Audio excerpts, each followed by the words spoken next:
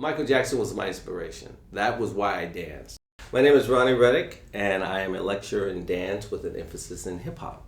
So born and raised in San Francisco, very introverted, shy kid growing up, and I was more interested in fashion. I wasn't meant to be, I didn't think, a dancer. I had never danced before, and then I was asked to take a class at City College, a dance class. Every semester, I would say I would drop the class after the 5th or 6th week because they would ask us to go across the floor 2 and 3 at a time, and I was so shy that I wouldn't do it. Second year of taking her class, Miss Ginzer, I'll never forget her, she said, Norbert, which is my legal name, my real name, and she called me out in front of everybody. She's like, do not drop my class. You have the most beautiful lines I've ever seen, and you really should pursue the dance, get through this. And I was like, but I got through it. And 2 years later, I was dancing professionally. My biggest thing I did, because I was doing little things here and there, I got a phone call from someone that was on set, and they said, hey, we would like you to do a video with Michael Jackson. And I was like, no, right. Michael Jackson, and they're like, no, we're serious. We need a double for Michael Jackson. We're shooting in San Francisco and you're here.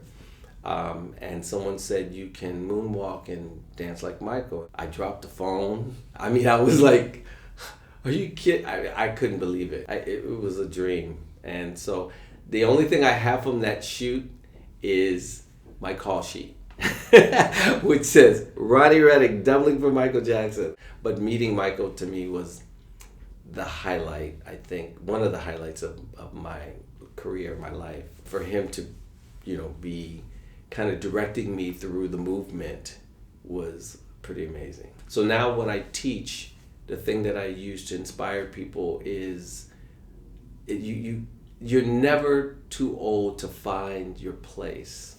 Like there's always something that we can do, and if we just pursue our passions, you never know where you end up. People started referring me to, people, or people would see me and, hey, where are you? And that wasn't even going through my agent because it was just word of mouth, and no one represents dancers basically in the Bay Area until just, I would say, within the last decade, maybe. But before that, there was no representation for dancers. So you couldn't go into an agency and say, oh, I'm a dancer. Whether you could be with San Francisco Ballet, it didn't matter. So you had to transition commercially in order to work. People would call me and say, hey, we know you have dancers. Can we see your people?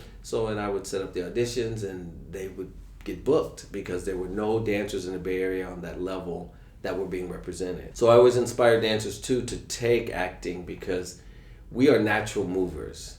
So to have acting ability behind your movement makes you something special. I was a street dancer, so I basically learned all my skill from dancing in the clubs just on my own because I started realizing that I was creating choreography that was street driven. It had technique elements in it because I started blending all the things I was learning together, and people couldn't define it. It was more exciting and more dramatic and dynamic and not confined to technique. There's a big umbrella to hip hop. I mean, you have popping and locking, you have breakdancing, you even have whacking and voguing. There's all these elements. If you just take one genre of dance period, you become one-dimensional. And it's really about expanding your repertoire and having a vocabulary of dance. I'm always teaching people, especially if you have technique and you're interested in dancing, you have to step out of what you're great at and become good at everything else. It is a shared experience. It is joyful. The joy is also shared, so people look at you and they receive the joy that you're giving. Dance to me makes you walk taller.